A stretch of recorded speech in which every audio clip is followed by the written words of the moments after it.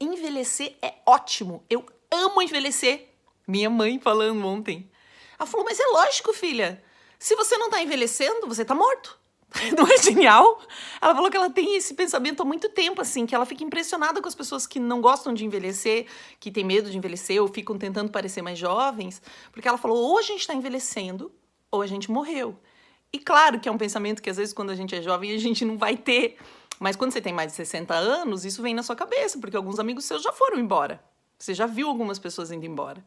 Então você comparar esse envelhecimento com a morte, eu achei tão legal. E ela fala sorrindo, assim. A minha mãe, ela é uma pessoa alegre, sabe? Ela é bem animada. E eu queria falar desse assunto de aparência, porque eu falei de gosto num outro vídeo. E eu fico chocada como a gente tem essa mania de falar da aparência dos outros, né? Que é algo que me choca sempre. Mesmo quando alguém pergunta, né? Ah, e você acha que eu devo fazer isso ou aquilo com o meu cabelo? Faz o que for melhor pra você. Faz o que te deixar mais feliz. Aí você pode pensar, ah, mas eu gosto do cabelo da minha esposa mais comprido, Sheili. Mas você prefere ela feliz ou com o cabelo comprido? E se nesse momento da vida dela, ela estar com o cabelo curto, vai deixar ela mais feliz? E se ela quiser usar, e se ela quiser experimentar, e essa vontade de experimentar deixa ela feliz?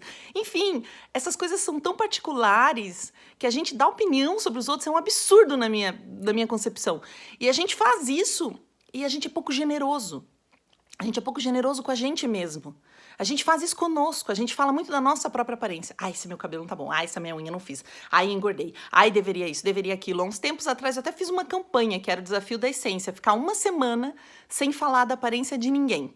Especialmente da sua. Não vale dizer, ai, tem que fazer isso, ai, tem que fazer aquilo, tá me faltando tal coisa.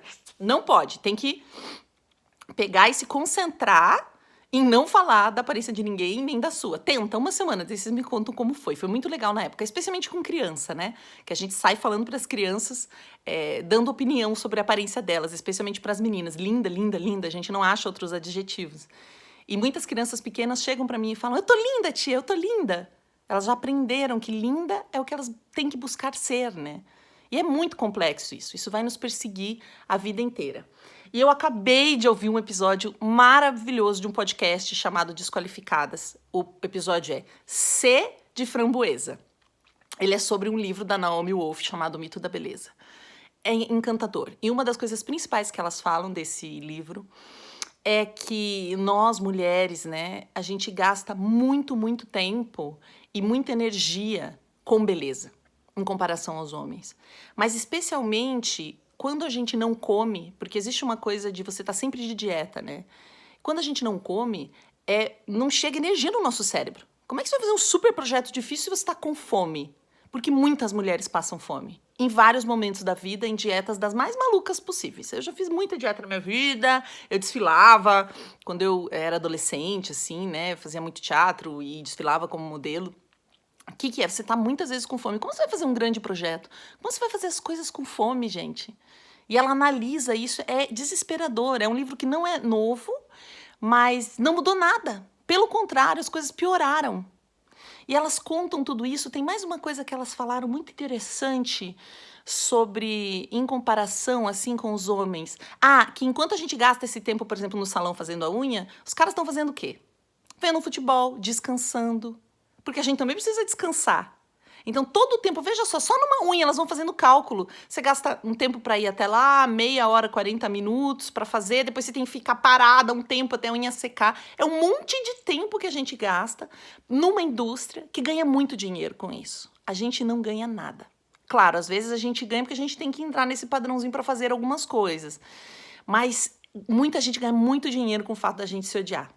Da gente sempre ver problema no nosso corpo de manhã até de noite o tempo inteiro. Eu aqui, ó, suando, pensando, meu Deus, eu tô suada no vídeo, e agora?